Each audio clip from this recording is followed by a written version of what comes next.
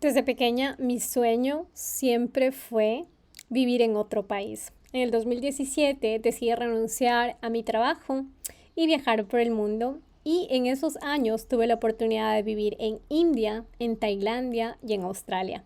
El día de hoy te traigo una invitada muy especial que nos explicará cómo es esta experiencia de vivir en un país como Tailandia tan distinto al nuestro y a esta fusión de culturas. Quédate y diviértete muchísimo de este nuevo episodio de podcast que te dejará con muchísimas ganas de viajar y de vivir en otro país. Que te diviertas. Hola, soy la Wambra Viajera. Este podcast nace de esa necesidad de compartir mi viaje interior contigo. Porque desde el momento en que renuncié a un trabajo estable, mi vida jamás volvió a ser la misma. Hace años dejé de vivir una vida corporativa para vivir viajando por el mundo. Y en ese camino, todo dio un vuelco total. Descubrí que los viajes son mi mejor terapia. Ahora mezclo mis pasiones, que son conocer nuevos lugares, escribir y los negocios digitales, porque aprendí a generar ingresos desde mi computadora como toda una millennial. Quiero inspirarte a través de mis experiencias y la de mis invitados a vivir una vida sin etiquetas y hacer lo que te hace feliz. En este podcast hablaremos de amor propio, reflexiones, emprendimiento digital y muchos, pero muchos viajes. Soy Nicole y quiero darte la bienvenida a este nuevo capítulo y espero que lo disfrutes.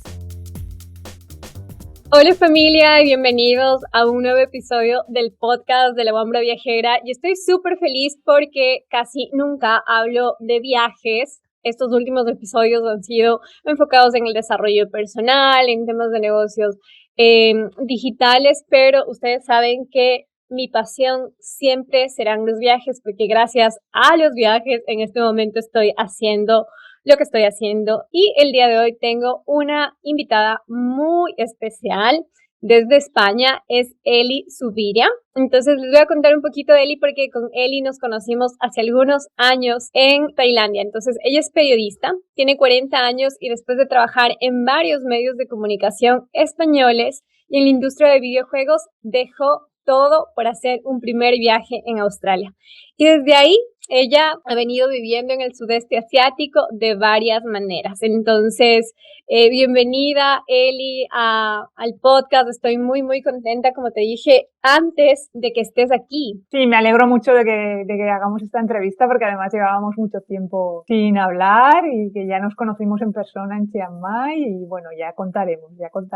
¿Sabes qué? Una de las cosas que cuando yo estaba pensando qué preguntas hacerle a él, y bueno, surgieron muchas en mi mente, pero no sé si a ti te pasó lo mismo. Cuando yo empecé a viajar como prolongadamente, yo siempre me imaginaba cómo será vivir en un país que sea tan ajeno al tuyo, cómo se sentirá el poder todos los días comer una comida distinta, vivir en un país con una religión distinta. Y esa fue una como de mis más grandes motivaciones para querer como viajar, porque para mí el viajar te vuelve una persona mucho más tolerante, una persona mucho más culta, y culta hablo de adquirir como nuevas culturas, de enterarte de la historia, de la política, de la gastronomía. ¿Cómo fue el decidir ir a vivir en Tailandia? ¿Cómo llegaste allá y cómo te enamoraste de este país? Pues mira, te iba a decir una cosa. Yo cuando llegué a Tailandia, ya por el 2014, al principio, no me gustó nada Tailandia.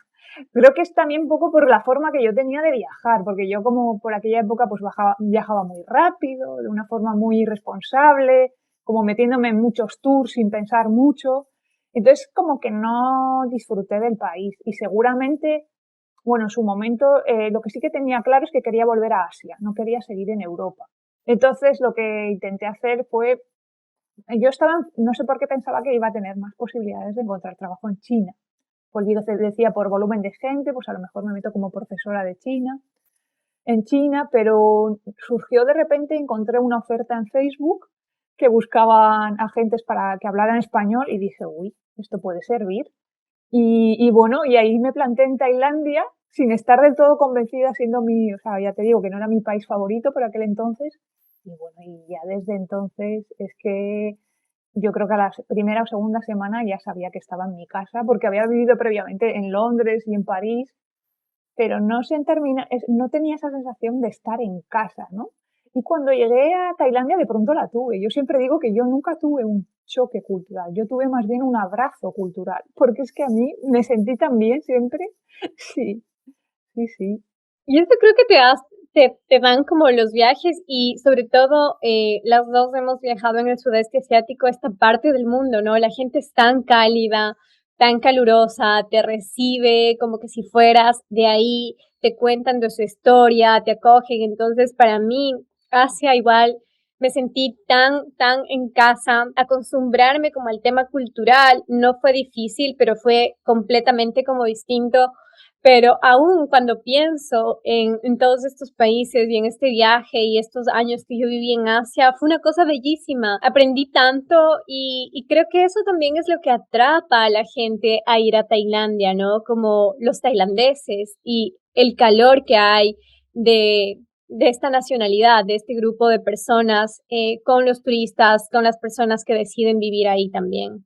Sí, y luego es otra forma de ver la vida, ¿no? Ellos por lo general son muy tranquilos. Yo viniendo de Europa, que vamos siempre a toda velocidad, pues es un gran contraste, pero contraste hacia bien, porque ahí es como te fuerzas a ir más despacio, a tomarte la vida de otra manera, ¿no? Porque ellos son muy, pues básicamente tienen tres principios, ¿no? Que es el ir tranquilo, la diversión y el 90% de las veces no pasa nada, o sea, no hay grandes problemas. Entonces esas tres cosas se juntan en la cultura y la hacen muy especial y digamos que la hacen muy fácil, es muy fácil, yo siento eso, que es fácil.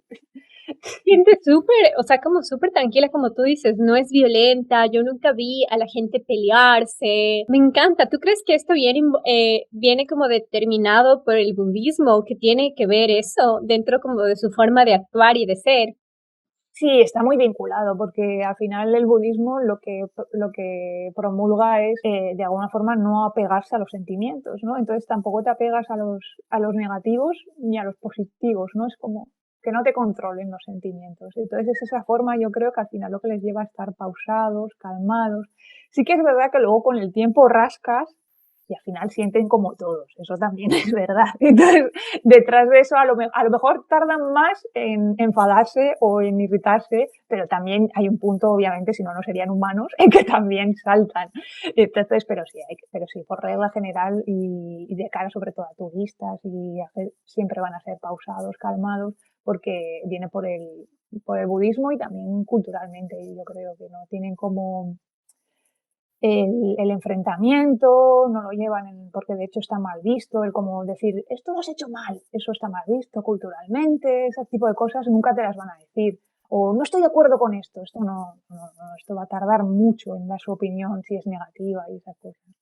Sabes que cuando estuve visitando Camboya, una de las cosas que más me impresionó, o sea, ese país fue el país en el que más lloré en mi viaje, porque fue como un medio, o sea, es una especie como de turismo histórico, ¿no? Entonces fui a los museos, me empapé, me enteré como de todo lo que había surgido allá y todas las secuelas que había dejado el genocidio, ¿no?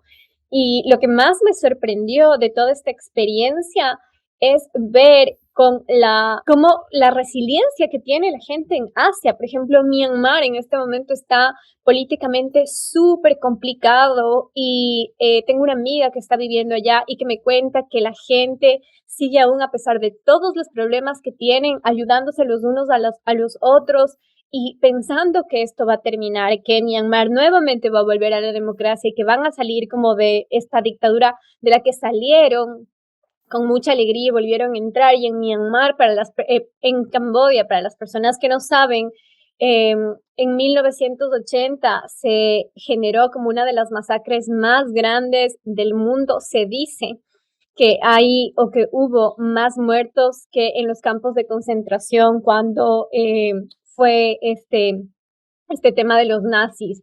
Y esto, yo digo, imagínate, hablamos del año 80, esto es ayer, o sea, es Ya, y gente tienen, que es de la edad o sea, vivieron gente de la edad de 40 años, de 50, ahora ellos vivieron eso de pequeños y claro, cuando yo me subía a Camboya, a los taxis, a los tuk-tuks, yo converso mucho cuando preguntaba a la gente local, claro, todos en su familia tenían gente que había fallecido o gente que había estado dentro como de este régimen de dictadura y de comunismo, ¿no? Que lo tergiversaron y se hizo una cosa horrible.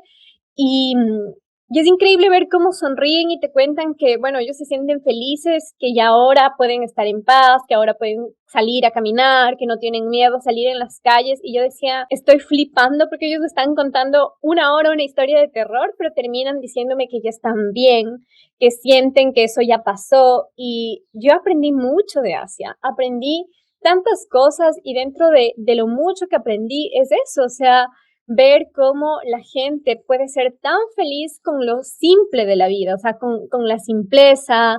Eh, ha sido una gran, gran lección esa.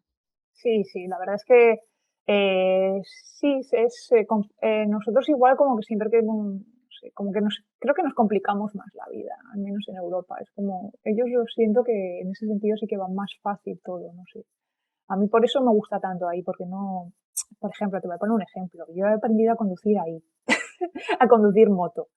Y bueno, he hecho unas liadas al principio, que esto en Europa es que no hubiera sobrevivido ni un día. Pues allí, ¿qué hace? El tailandés me ayuda, o sea, en ese sentido son como simples, pero en el sentido positivo del término. O sea, es como el tailandés no le va, no tiene esa como, no sé cómo decir, como de, igual, no sé si es aparentar la palabra, o sea, es como más fácil todo, no sé. Yo siento que se ríen y ya está, que no pasa nada. Sí, sí, me encanta eso. Y quiero preguntarte, ¿por qué piensas que Tailandia es uno de los países en Asia que más nómadas digitales recibe año a año? Antes de la pandemia era como de los que más recibía. ¿Por qué es atractivo para los nómadas digitales? ¿Qué crees que hay ahí que a la gente le llama mucho la atención?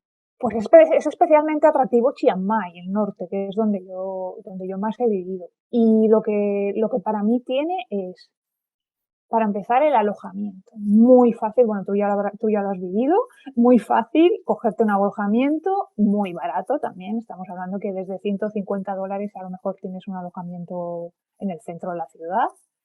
Y luego no te exigen mucho papeleo a la hora de alquilar, eso es lo primero. Luego, por ejemplo, muchísimas cafeterías donde, bueno, a mí es que me encanta trabajar en cafeterías, yo no Tan sé mejor si tú. hermosas. Sí, sí, sí. Y entonces tienes como cafeterías al aire libre donde siempre vas a tener además buen internet, puedes trabajar desde ahí. ¿Qué más? Luego también en su momento, cuando había entorno internacional, lo que había organizaban eran muchos eventos, porque solía venir sobre todo entre noviembre y febrero, pues venía gente, pues americanos, canadienses, de todo el mundo. Entonces organizaban eventos, por ejemplo, imagínate, ¿quieres aprender de SEO? Pues se organizan una vez a la semana una quedada donde van a hablar pues las últimas novedades de SEO. Luego había incluso grupos de escritura, eso sí que es verdad que casi todo es en inglés, pero bueno. Claro, pero la cosa no es en tailandés para que la gente Sí, sepa. sí, al menos en Tailandia porque sería un poquito más difícil. Luego también hay pues quedadas entre mujeres que son digitales nómadas y puedes conocer a más gente. Es como, luego también no sé, y yo creo que también lo que te decía, que al ser tan fáciles los tailandeses, pues si le añades todo eso, pues yo creo que, y también yo creo que es un lugar bueno para gente que esté empezando como nómada digital porque sobre todo por el tema de que es barato. Entonces ahí vas a poder, como de alguna forma al principio, que igual necesitas gastar menos, poder empezar a arrancar ahí. Es un buen sitio para estar de base. Y luego no nos olvidemos que está muy bien conectado con el resto del sudeste asiático. O sea, en 1 hora y media estás en Hong Kong. O sea, puedes ir desde, sí, eso también es como un aliciente, ¿no? Para la gente que es nómada, ¿no?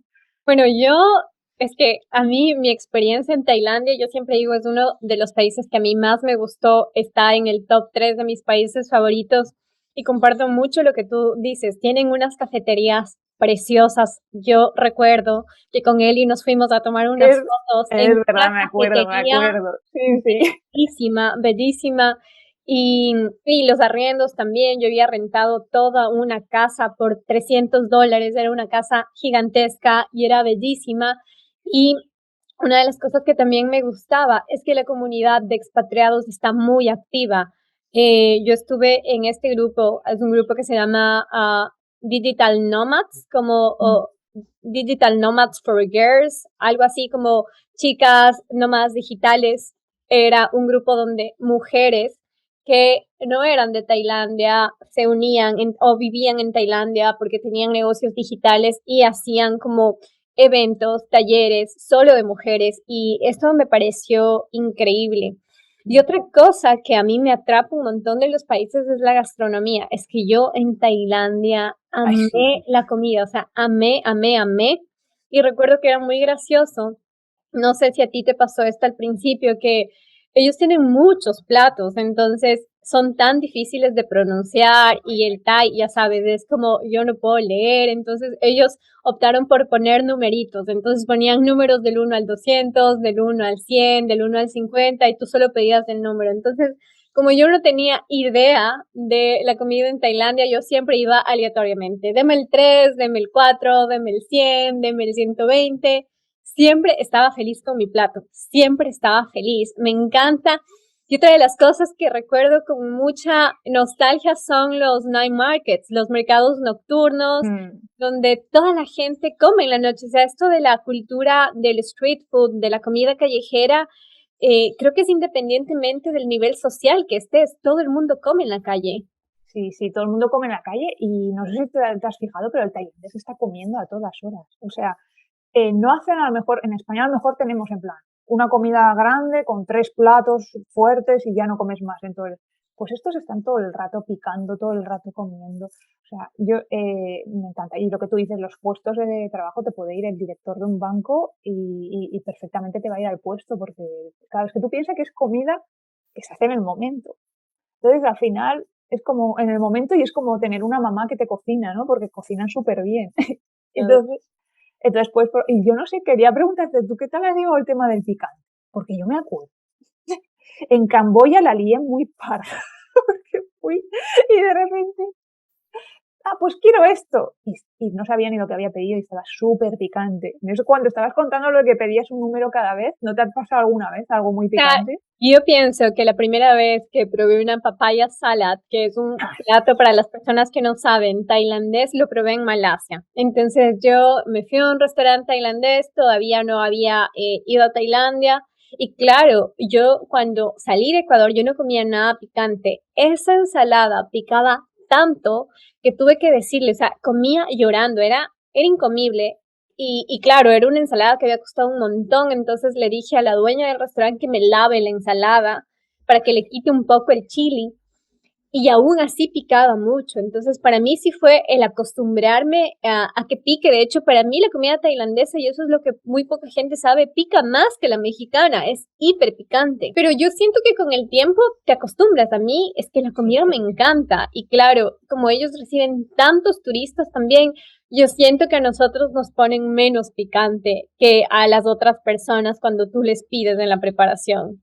sí, pero alguna vez ya me ha pasado con alguno decirle, ponme poco picante. Estás Y sigue siendo sufriendo picantísimo.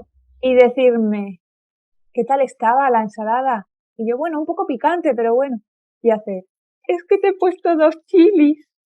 Ay, no. En plan, cabrón. Ahí quería vacilando ahí poniendo el chili. No, no, los tailandeses son divinos y su gastronomía es tan, tan rica. Otra de las cosas que a mí se me viene a la mente es que para mí invitarla a Eli es muy especial. ¿Sabes por qué, Eli?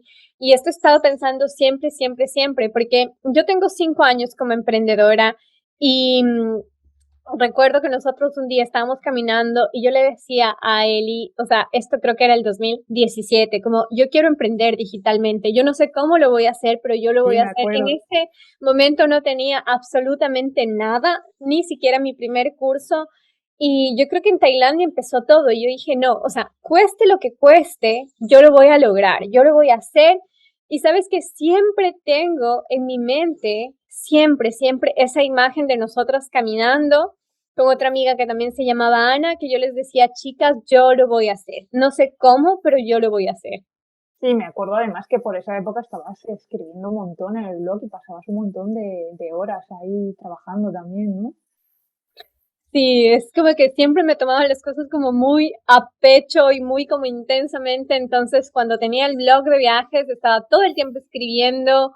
Y ahora que estoy en esta faceta de emprendedora también estoy como mucho tiempo involucrada como en mis programas, en mis asesorías, pero siento que puedo tener como esa intensidad en la vida porque siempre encuentro cosas que ame hacer, porque si no amara intensamente lo que hago, no podría dedicarle las horas que le dedico o Claro. el amor o no aburrirme con Mm. las cosas, o sea, lo dejaría, ¿sabes? Entonces, es súper lindo como recordar que ahí estuviste cuando te dije que iba a emprender. Sí, sí, y lo conseguiste, qué bien.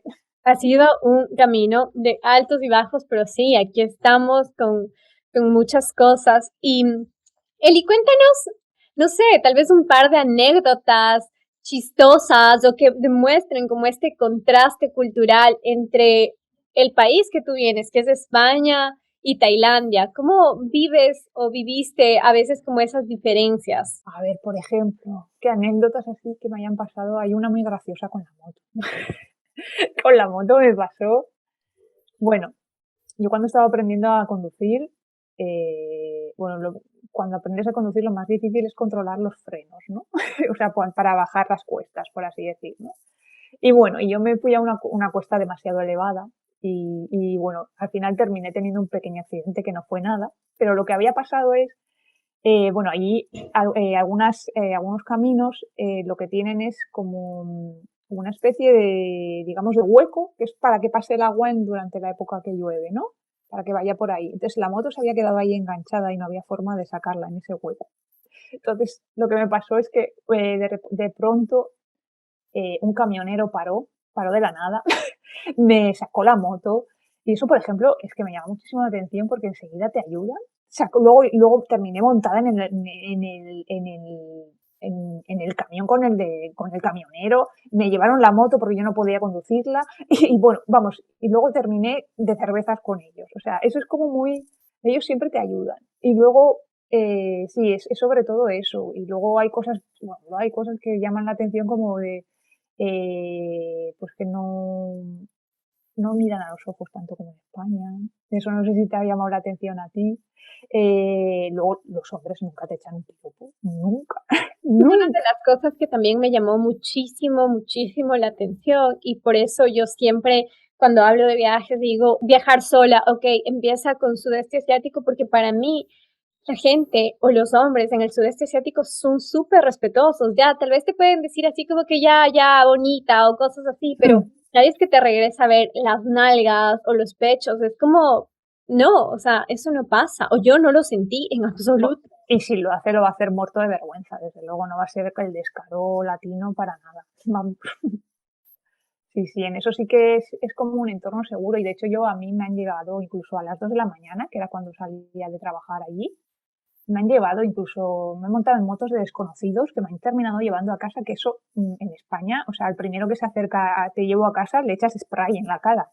O sea, pero en Tailandia se vive de otra forma, porque es como, vale, me va a ayudar, me va a llevar a casa. Es como un entorno seguro, por así decir. A ver, pasan cosas también, pero es en proporciones mucho menos. O sea, para mí, uno de los grandes aprendizajes de mi viaje en Asia o de vivir en Asia fue jamás en la vida había sido consciente de la parte en el mundo tan violenta que había nacido, porque nosotros en Latinoamérica crecemos con muchísimo miedo de que no te puedes subir a un taxi que no está registrado, no sabes que realmente es oficial, que no puedes conversar con extraños porque es posible que te lancen un polvo y te droguen, que no puedes aceptar nada de extraños ni hablar con extraños. Tenemos una lista infinita de cosas y realmente cuando yo empecé a viajar, para mí perder el miedo y confiar fue un ejercicio de perseverancia.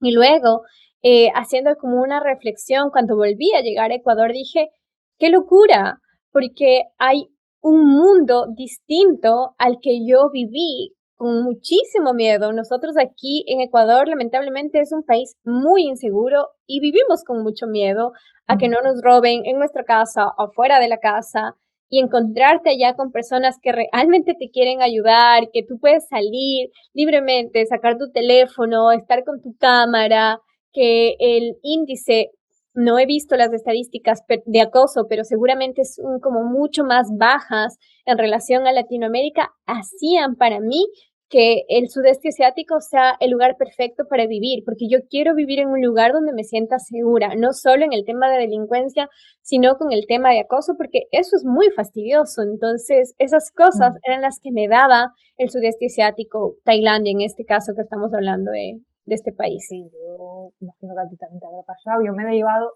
a olvidar el ordenador en un bar, volver, y estaba exactamente en la misma posición donde lo había dejado. O sea, eso en España te dura un minuto, o sea, ya se lo ha llevado. Sí, sí. Sí, no, hay tantas cosas que hablar y me gustaría también, Eli, que nos cuentes cómo es el proceso para las personas que quieren irse como nómadas digitales. Además de Chiang Mai, hay otras ciudades que les recomiendes, por dónde empezar, cómo pueden encontrar departamento, todas esas cositas que a veces a ti te deben preguntar tanto por haber estado ya tantos años viviendo allá, pero esta sería la pregunta. Si una persona te dice que quiere ir como nómada digital un par de meses a Tailandia, ¿cuáles serían tus sugerencias? Bueno, lo primero, no decir a nadie que vas a trabajar porque sinceramente no es legal hacerlo con visado de turista. Pero, pero bueno, hay que saberlo. La gente lo hace, pero hay que saberlo porque están pensando en sacar un visado específico para nómadas digitales, pero todavía no están en esa fase. Lo segundo, para el alojamiento es súper fácil. Solo tienes que caminar por la calle o cogerte la moto ir al barrio que te guste, pararte, decirle que te enseñe la habitación y si te gusta lo puedes reservar incluso el mismo día. Es súper sencillo en ese Pero sentido. ¿cómo hay? ¿Hay letreros de arriendo? ¿Cómo? Sí, siempre tienes letreros. Yo, por ejemplo, también me muevo mucho por el market de Facebook, que ahí tienen también muchas ofertas puestas y si veo alguna que me gusta, en vez de escribirles por el Facebook, lo que hago es voy directamente a la recepción del lugar, porque es más fácil siempre, porque es más fácil la comunicación. Si nos bloqueamos con el inglés alguno de los dos, le escribo lo que quiero y más fácil. Y, y eso, y simplemente necesitas un mes de fianza normalmente. ¿Te devuelven ese mes? Sí, lo devuelven, vamos. Yo no he visto ninguno que no lo hayan devuelto, no lo sé. Y yo creo que se devuelve con más facilidad que la media de los países. Vamos. Luego, ¿qué más? Sí que es verdad que a lo mejor si solo quieres un mes puede ser un poco más difícil encontrarlo, porque a veces el mínimo son 3 meses. Pero bueno, buscándose yo creo que se puede encontrar un mes. Contar con un presupuesto mínimo 150, yo creo que es un presupuesto bueno, $150 al mes. Luego ya si quieres ir añadiendo facilities, pues tipo gimnasio, piscina, pues a lo mejor 200, 250. ¿Qué más? El transporte, en concreto en Chiang Mai, no hay mucho transporte público. De hecho, yo creo que de todas las ciudades, el único que digamos que tiene buen transporte es Bangkok. Eh, yo he sobrevivido más de 3 años sin moto. O sea, se puede hacer, porque el taxi es muy barato. Lo que Puedes pasa que sí que prestar una bicicleta también, ¿verdad? Si sí, no quieres lo que moto. pasa que con el calor no suele apetecer, pero sí. Pero lo que pasa es que sí que es verdad que con la moto te da acceso para mí, una de las ventajas de Chiang Mai es poder ver pues todos los pueblos de los alrededores, que no llegarías de otra forma, ¿no? Que sería más difícil porque, bueno, ahí ya te acordarás que está todo el paisaje, todas las junglas, todo lo verde, y eso para mí es lo que es el añadido para vivir en Chiang Mai, que en medios de media hora pasas de tener todas las facilidades en la ciudad a lo mejor a zonas súper rurales y también el norte de Chiang Mai conviven 7 etnias diferentes y eso también es súper interesante para puedes visitarlas, aprender de ellas y no sé, creo que ya me he perdido en esto. No sé si me falta algo. No, sí, nos estabas ahora contando acerca del transporte, entonces cuéntame cuánto, Eli, cuesta rentar más o menos como una moto, ¿necesitas licencia, no necesitas? ¿Cómo haces eso? Vale, a ver, en teoría necesitas, pero también es verdad que si te pillan sin licencia, lo único que vas a tener que hacer es pagar unos $15, no más.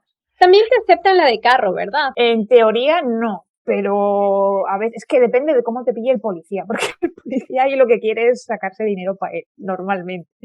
Pero a ver, si decimos las cosas bien, hay que ir con la licencia y al menos con la licencia internacional. ¿Qué más? Alquilar una moto ahí puede costar $60, 50 euros al mes. Se alquilan súper fácil también, ahí no te piden ni el carnet. O sea, para la hora de alquilar no te lo piden. Y creo que eso sería un poco. Los taxis son bastante baratos allí también, a lo mejor por 3 euros tienes un recorrido de taxi también. ¿Cuánto es un aproximado que una persona necesitaría para vivir una vida medianamente bien, como un departamento bien ubicado, su moto, su comida? ¿Cómo hacen con la comida? ¿Es más barato cocinar, comer fuera? Explícanos todo esto que la gente no sabe. Vale, es mucho más barato comprar la comida fuera, al menos si compras tailandés. Yo creo que sí, porque luego si quieres coger tus cosas extranjeras, tienen un impuesto extra que hace que salga mucho más caro. La gente, o sea, normalmente, bueno, tú ya lo sabrás, que no hay cocinas normalmente en las casas. Sí que te puedes comprar como una especie de platita, que es como un círculo que calientas con eso. Y si quieres cocinar algo, puedes comer por en torno, vale, tendrías igual un plato por 2 euros, igual te quedas con hambre, di que pides dos, A 4 euros. México más, o sea, la comida es muy barata. Y Sí, una de es las muy barato. cosas que me llamó la atención es esto que tú dices. No entiendo por qué, no sé si tú ya descifraste eso, tal vez es porque la comida afuera es muy barato, no hay cocinas y la gente con una hornilla, con una plancha eléctrica de una sola, o sea, con un solo fuego, se las bate, ¿no? Hace todo y con estas ollas que tienen arroceras asiáticas, eso es lo Sí, único que la gente necesita para hacer todo ahí. sí, Incluso sí, lo las hacen. familias lo hacen. Sí, sí, sí, es así, no tiene más misterio, es así. La arrocera, es que no me acordaba de la arrocera sí que salva un montón. Y como su base es el arroz, como sería, por ejemplo, en Europa la pasta, pues con todo eso ya se apañan, sí, sí, sí, sí.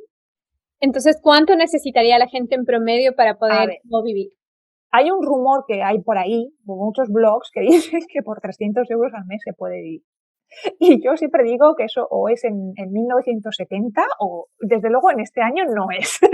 Entonces, yo le calculo como unos 600 euros o 700 euros. Porque claro, tienes que añadir, es que no solo tienes que añadir el gasto de visado, de seguro, porque sí que recomiendo viajar con seguro médico también, por si acaso, porque vale que todo es barato, pero por ejemplo, una noche en un hospital, pues ya te sale igual más de 100 euros la noche. Entonces, mejor ir asegurado y luego también, pues si tienes, imagínate un accidente con la moto, como te pilles sin asegurado y le haya pasado algo al otro, Eso ha eso habido, también sí.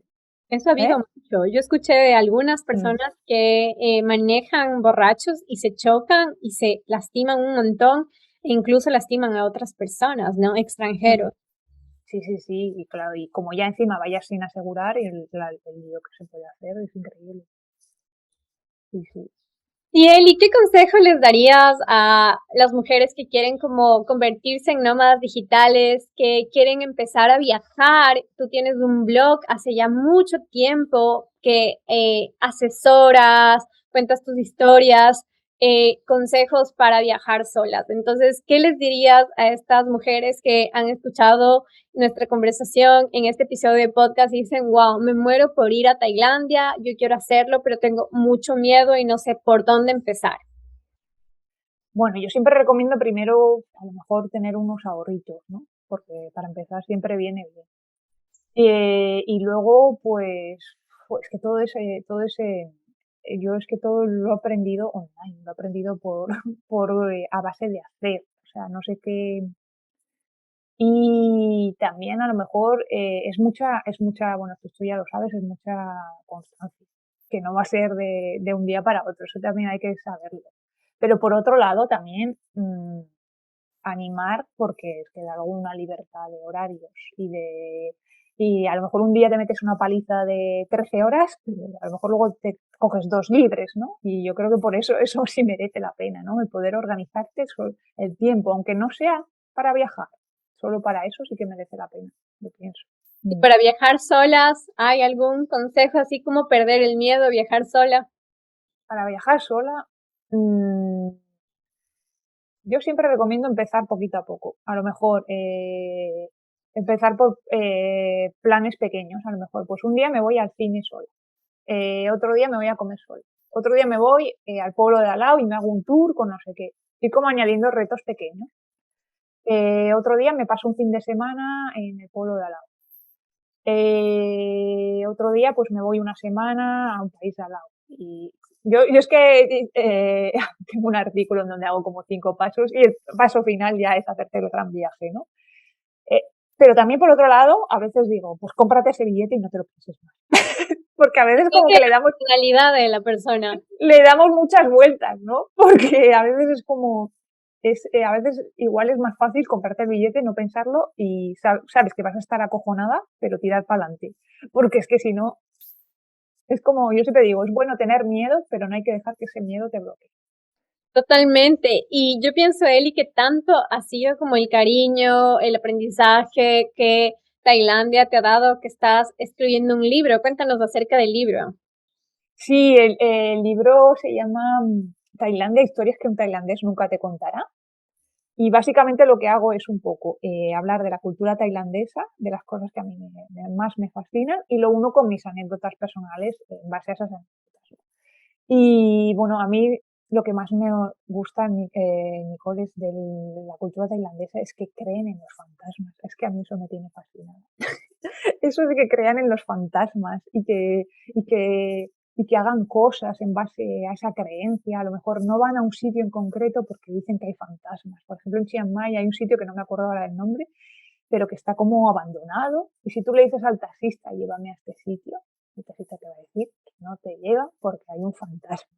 Entonces a mí eso de que se tomen, o sea, incluso que la policía reciba llamadas de 50 llamadas en un día del mismo pueblo que hay un fantasma, por favor, venga la policía a hacer algo. Y la policía se lo toma en serio. De verdad, a mí eso, es que eso me fascina.